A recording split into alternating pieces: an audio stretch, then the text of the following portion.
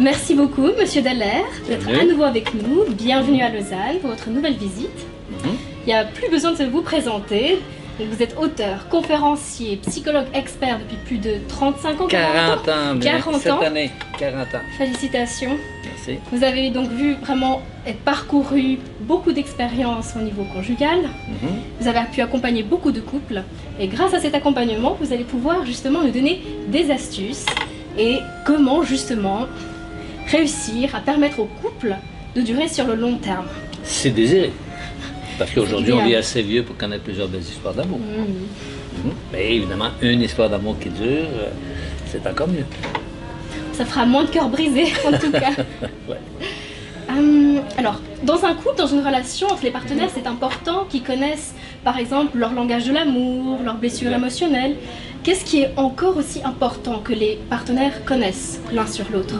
D'accepter, d'apprendre les règles du jeu de l'autre et d'accepter l'autre exactement tel qu'il est sans chercher à le changer. Les couples malheureux sont ceux qui rentrent dans une discussion où l'un croit avoir raison sur l'autre et essaie d'emmener l'autre à penser comme moi. Non. Dans un couple, il y a deux personnes. Pour forte raison, si on est de sexe différent, c'est évident qu'il va y avoir des petites différences. Et il faut éviter que ces petites différences-là prennent toute la place et créent des différends qui risquent de devenir toxiques. Donc, il faut éviter ça. Accepter que l'autre soit autre et en profiter. Et lorsqu'ils ont justement beaucoup de différences, comment leur permettre de réussir à s'adapter l'un à l'autre? C'est ça. Il faut probablement qu'ils les connaissent, ces différences-là. Il faut qu'ils les valorisent et qu'ils les mettent au service du couple. Vous auriez peut-être des questions justement à proposer à chaque couple, à poser à l'autre pour justement à mieux comprendre son partenaire, son comportement, son fonctionnement, ses attitudes? L'observation, premièrement. L'observation. Et de pouvoir, sans renier qui je suis, regarder comment l'autre fonctionne pour accepter et évidemment demander à l'autre aussi qu'il fasse la même chose. Dans mon bureau, j'ai cherché longtemps quelque chose pour illustrer c'était quoi un couple. Et dans mon bureau, j'ai mis sur un meuble un damier sur lequel d'un côté il y a les pièces d'un jeu de dames et de l'autre côté les pièces d'un jeu d'échecs. En général, les hommes jouent aux dames parce qu'ils sont plutôt linéaires, là où les femmes vous jouez aux échecs, pas parce que les règlements sont plus compliqués, tout simplement parce que vous êtes plutôt changeante. On ne sait jamais quelle pièce va avancer. Donc, ce qu'il faut faire, c'est que le spécialiste du jeu d'échecs, sans renier qui il est, doit essayer d'apprendre à jouer aux dames. Et le spécialiste du jeu de dames, sans renier qui il est, doit apprendre à essayer de jouer aux échecs. Pour arriver, et c'est ce que font les couples heureux, à inventer un troisième jeu intermédiaire et intégrant les règlements du jeu de dames et les règlements du jeu d'échecs pour former ce que j'appelle une nouvelle culture conjugale. Et chaque couple heureux, effectivement, possède ses propres routines, sa propre culture conjugale. Et justement, en parlant de culture conjugale et de routine, qu'est-ce que vous conseillez comme routine saine dans plusieurs étapes de la vie du couple? Ça dépend de chaque couple, ça dépend de chaque âge du couple. C'est à chacun de trouver qu'est-ce qui fonctionne pour eux, parce que je pourrais bien vous donner des idées de routine, mais si ça ne vous convient pas, et c'est ce qu'on constate, certaines routines, certaines façons de faire d'un couple fonctionnent très bien dans ce couple-là, mais dans le couple à côté, non, parce qu'ils sont quelque peu différents, ça ne marcherait pas. Il y a des gens qui aiment ça, se rencontrer tous les dimanches soirs autour en souper familial, mais il y en a d'autres qui, non, le dimanche soir, on préfère être complètement seul et juste nous deux en tête à tête. Chaque couple doit développer ses propres routines. Et quand les routines deviennent plus ou moins ennuyantes, à force d'être répétées, on en trouve de nouvelles. C'est très important qu'ils arrivent à exprimer leurs besoins, justement, et ce qu'ils préfèrent. Ben oui. Le couple est là pour satisfaire les besoins légitimes de madame et les besoins légitimes de monsieur. Encore faut-il les exprimer, ces besoins-là. Et il y a seulement madame qui les connaît, ces besoins légitimes. Et seulement monsieur. Et là, si on les exprime et qu'on est complice, là, nous, de temps en temps, moi et nous, on se met à votre service. Et de temps en temps, nous et vous mettez à mon service. C'est comme ça qu'on évolue dans un couple heureux à long terme. Et quelles sont les plus grandes difficultés que vous avez pu rencontrer dans votre parcours qui sont principalement reliées aux femmes dans le couple ou alors aussi aux hommes dans le couple et ensemble dans le couple? Les femmes doivent arrêter de penser qu'on peut améliorer un homme en le critiquant. Les hommes doivent arrêter de penser qu'on peut acheter la paix par le silence.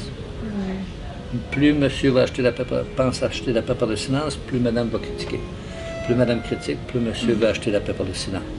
Donc il faut sortir de cette escalade, de cette schismogenèse complémentaire, c'est comme ça qu'on l'appelle en psychologie, où une critique amène une défensive, qui est la meilleure défensive, c'est la critique. Donc chacun des deux se critique, et lorsqu'on se critique, c'est pas avec des yeux remplis d'amour, c'est avec des yeux remplis de poignards. Et évidemment, dans 80% des cas, monsieur finit par cause toujours mon lapin. Donc, il faut exprimer nos besoins et il faut exprimer nos émotions positives. Et les frustrations sont là pour, et nos émotions plus, je dirais, désagréables ou pas nécessairement négatives, sont là pour nous dire si j'ai un besoin satisfait, je vais être heureux. Si j'ai un besoin frustré, ben là, je risque d'être en colère, d'avoir peur qu'il ne soit jamais satisfait, d'être triste, de me sentir coupable ou de mépriser la source de ma frustration. C'est pas la frustration ou l'émotion négative qu'il faut exprimer, c'est le besoin sous-jacent. Au lieu de dire, je ne sais pas, moi, on ne sort jamais, on ne fait jamais rien ensemble, c'est une critique qui va emmener le monsieur à réagir en disant, ben non, c'est pas vrai qu'on est encore allé au cinéma il n'y a pas tellement longtemps. Mais si au lieu de dire ça, chérie, j'aime tellement ça quand on sort tous les deux ensemble, puis qu'on fait une activité là, où on est vraiment seulement tous les deux. C'est l'expression d'un besoin qui risque, donc, exprimé ainsi, on augmente la probabilité que le besoin soit satisfait. Et surtout que le message soit bien entendu et reçu. Ben oui. Et compris. C'est la base de la communication. Mais malgré le fait que beaucoup de gens disent qu'ils ont des problèmes de communication, à mon avis, les couples n'ont aucun problème de communication. Ils ont un problème de consensus. Si après discussion on se rend compte qu'on n'est pas d'accord, on n'a pas un problème de communication, on a un problème de consensus. J'ai été transparent, vous l'avez été transparent, et on ne partage pas le même avis. On peut quand même continuer de s'aimer, même si on ne partage pas le même avis. Le deuxième problème relié à la communication, c'est que si à chaque fois que je vous rencontre, je vous parle de vos défauts, je vous parle de vos torts, je vous parle de tout ce qui ne va pas chez vous, vous allez me retourner dans la même chose. C'est pas un problème de communication, si on communique très bien, mais on communique de la merde.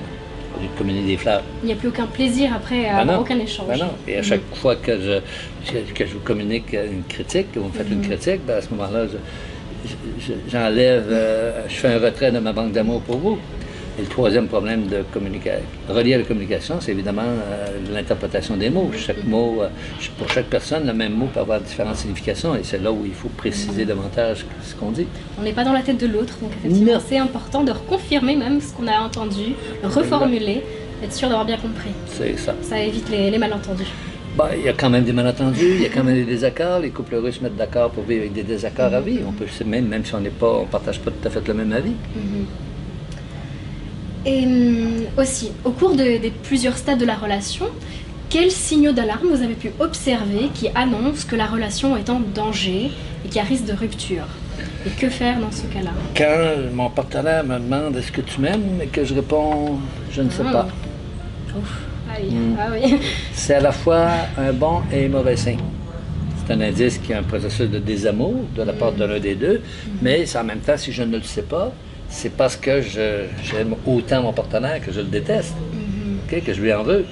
Donc, si je savais que je t'aime plus, je te le dirais. Mais si je réponds « je ne sais pas », c'est bon signe, mais c'est un signe d'alarme. Il faut réagir à ce moment-là. Et à quel moment on sait qu'il y a vraiment plus de chemin de retour que possible? Ben, quand je deviens ou quand l'autre devient totalement indifférent à moi. L'indifférence. Le contraire de l'amour, ce n'est pas la colère, ce n'est pas la haine. La haine, c'est un besoin d'aimer et d'être aimé qui a été frustré. Okay? Alors que l'indifférence, c'est ça le contraire. Donc il y a encore une chance, il y a de la colère. Oui. Les couples qui se disputent ne sont pas nécessairement... oui, ils peuvent arriver au divorce, mais les couples qui se disputent, c'est quand même bon signe. Sauf qu'il faut faire une distinction entre dispute et discute. Discuter et disputer, il n'y a pas grande différence entre les deux.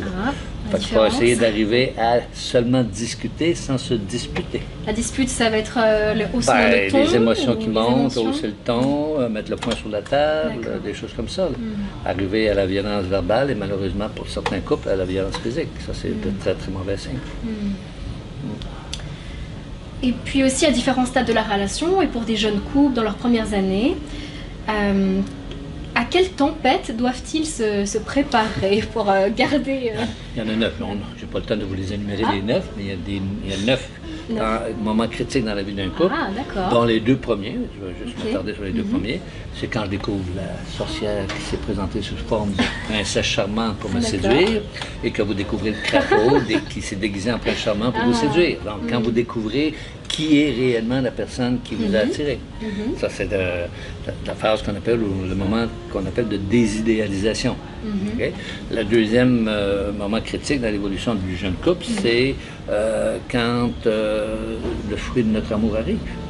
Les enfants. C'est un événement heureux, mais c'est un véritable tremblement de terre pour le couple qui doit passer de 2 à 3. Et l'enfant, vous le savez, c'est un véritable petit dictateur qui a besoin de 2 esclaves. Comment réussir à partager le temps maintenant entre les nouveaux membres? Voilà, il faut réorganiser tout ça. Et chaque couple doit trouver sa façon, sa culture conjugale, comme on disait tout à l'heure. D'accord. Par rapport aux enfants, par rapport à toutes les autres sources de conflits qui, pour la plupart, sont insolubles. D'accord. Et les autres stades, on peut les trouver dans un de vos livres? Dans ma trilogie du bonheur conjugal. Très bien. Qui sont ces couples heureux. D'accord. Pour expliquer les différentes phases de l'évolution d'un couple, faire disparaître les illusions et les sources de problèmes qu'on peut apprendre à gérer. Et finalement, dans le dernier chapitre, quelles sont les bases des couples heureux à long terme. Et cette trilogie-là, au-delà des qui sont ces couples heureux, comprend aussi qui sont ces femmes heureuses. J'explique aux femmes qu'est-ce qu'elles doivent savoir sur les hommes, qu'est-ce qu'elles doivent continuer de faire parce que vous faites très bien et ça nous excite, et qu'est-ce que vous devez arrêter de faire parce qu'il y a des choses qui nous énervent. Et dans qui sont ces hommes heureux, je fais exactement la même chose à l'inverse. Alors, vous pouvez trouver toutes ces informations-là sur yvondadallaire.com. Merci beaucoup, là ça donne absolument envie de lire la totalité directement pour avoir réponse à toutes ces questions. Et donc peut-être, voilà, pour terminer, quelle est votre définition du couple heureux? Un couple heureux, c'est 2 personnes qui souvent étaient 2 amants passionnés, qui sont devenus 2 amoureux, qui sont devenus 2 parents, 2 associés, 2 amis, qui partagent des affinités, qui partagent des projets et qui continuent de faire l'amour. De temps en temps, peut-être pas de façon aussi passionnée qu'au début, mais c'est souvent meilleur parce que c'est beaucoup plus, je dirais, respectueux et beaucoup plus communion. Voilà. Communion. Excellent. Et donc il y a aussi, là, tout à l'heure vous disiez que c'est donc important de passer sur une phase de désillusion aussi. Vous connaissez une femme idéale, une femme parfaite? Vous connaissez un homme parfait? Mais des réalistes aussi. Ben oui, on est tous des êtres humains, erratiques et perfectibles. Donc, accepter que l'autre soit autre et ne soit pas un être parfait. Et en profiter.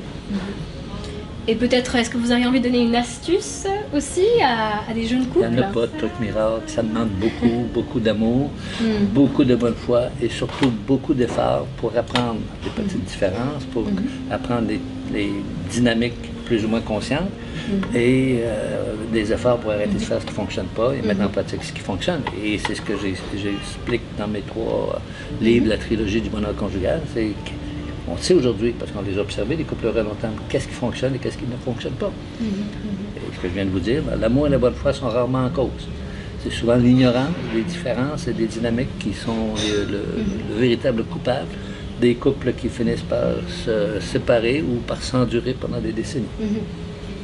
Et justement, grâce à l'application mobile qu'on développe, on va permettre aux couples de mieux comprendre leurs différences et de pouvoir aussi facilement exprimer leurs besoins. Un bel objectif. Utiliser la communication avant tout. Bonne chance. Merci beaucoup, Monsieur Dallaire. Bienvenue.